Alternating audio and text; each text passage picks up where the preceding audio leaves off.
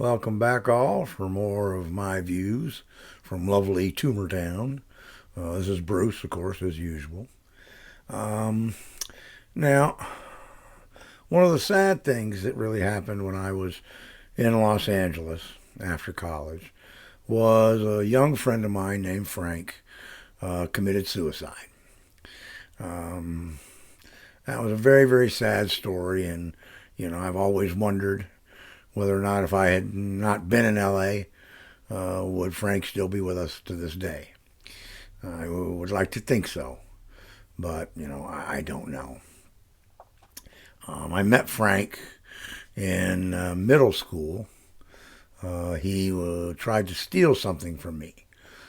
Can't remember what it was, something innocuous, nothing big.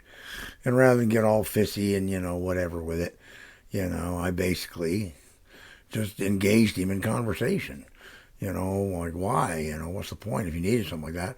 Why don't you just ask me, blah, blah, blah. And sure enough, we became friends. And in not too long, we became very good friends. And sad thing was that Frank came from one of those horrible home environments that you read about, but you don't experience, hopefully, for yourself. I don't know whatever happened to his dad, but he lived with his mom, his stepmom, or stepdad, and his older sister. And his older sister, adored Frank, and Frank adored her. And she took care of Frank and shielded Frank as long as she could. But when she turned 18, she left the house because that's what the stepfather demanded. You get to be 18, I want you out of here. That was pretty much the deal. I mean, he was a real nasty SOB.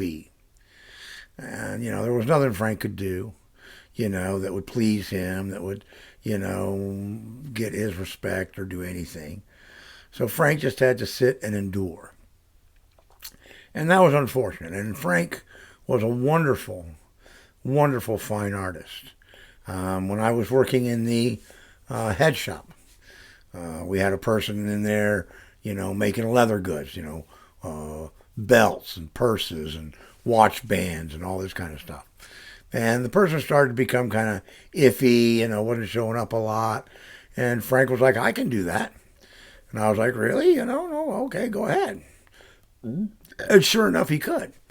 And far better than the guy who was doing it. I mean, his stuff was really great. I still have a belt of his from the cartoon Stoned Again. The person's face like this, and the face slowly melts down through the hands. It's a wonderful belt. And that's when I realized what kind of an artist Frank was. I mean, he was really good. I mean, whether it was, pencil, pen and ink, watercolor, acrylics, oils, didn't matter. Frank was a great artist. I mean, really, really good. I mean, he could do some awesome drawings, beautiful paintings, that kind of stuff. And in high school, of course, the art teachers loved him. Just thought he was, the bee's knees.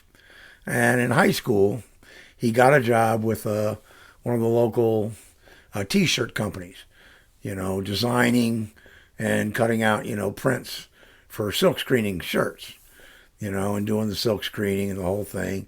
And it was a great little job, paid decent money, gave him something to do. And he was really good at it, so that's what he was doing. And when I went to California, Frank moved into my house with my mother, to try to get away from his father-in-law. And we all thought that hopefully that would be a good thing and would help Frank, But it didn't turn out so well because Frank tried to be me, thought that he could get away with all the things I got away with. And of course, my mother was like, oh no, you're not Bruce, you're Frank. And I'm going to hold you to a whole different standard because I'm going to try to whip you into shape, young man. And he did not respond well to that.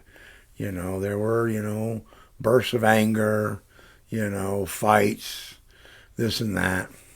So that didn't work out, unfortunately, as much as we would have hoped it would. So he ended up getting his own little apartment with some other guy that would let him stay there. He couldn't go home. And then I can only imagine, I never got the real story, that he got infatuated with a young girl. She didn't return the favors. And that just basically ended up destroying Frank. And Frank sat in his car with a shotgun and killed himself. And it's a real shame because he was a sweet, sweet guy. Good sense of humor. He'd do anything for you. And I miss him. And I think about him a lot. And I wish he would have survived, because I think he might have had a wonderful career ahead of him as an artist. I really, really do. Far better career than probably I ever got, or any of my friends. And that would have been a wonderful, wonderful thing to see.